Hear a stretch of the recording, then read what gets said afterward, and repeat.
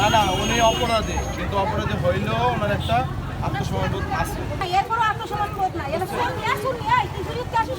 আচ্ছা, আমরা পেশেন্ট দেখতে হাসপাতালে যাচ্ছিলাম।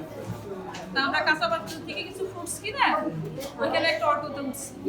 তো অটোতে ওঠার পরে আমরা যখন সদর হাসপাতালের গেটে আসছি, গেটে আসার সময় অটোওয়ালা করছে আস্তে গাড়িতে স্লো করছে। স্লো করলে 3 জন মহিলা, ইনি এনার সাথে আরো 2 জন। ওঠার পরে এখন ওই চাপ দিচ্ছে, মানে খালি বলে বসতে পারতেছে না। তো বসতে না পারলে প্রথমে যখন উনি উঠছে বসতে পারে না, তখন আমি বললাম আপনি সামনের সিটে যান। বলছেন আমার সাথে আরো 2 জন আছে। ওঠার পরে এখন ওই খালি চাপ দেন, হ্যাঁ, উনি মাঝখানে, আমি এই পাশে, উনি ওই পাশে বসে। তা আমি আবার বললাম কি তোর একটা পিস হয়ে বসা যাবে।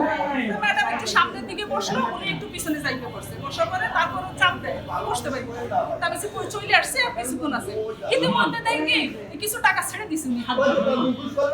1000 টাকার নোট, 500 টাকার নোট, 200 টাকার নোট, 100 টাকার নোট ছেড়ে দিছে। দেওয়ার পরে আর বলতেছে, আমি বলছি আল্লাহ টাকা ছাড়লো কেন, টাকা এসে কেন, আমি বলছি টাকা পড়ছে, টাকা পড়ছে। ওই ওরা ওই দিকে মানে ফোন ডাইরেকশন করার চেষ্টা করছে, ওই টাকা তুলছে। এই ম্যাডাম খালি তার কাছে খাতায়, ম্যাডাম আমার উপর হইয়া দেখতে গেছে যে কই। তখন আর কি উনি করছে কি আস্তে হিসাবটা বুঝ করছে, হিসাব বুঝ করে চেন ধইরে মানে দাম কি করবে, আটটা খুঁজতেছে। তখন আমি কি থামাচ্ছি, খাবার দিয়ে ধরে আমি চিৎকার করছি, চিন্তাই করে আপনারা মামলা করবেন।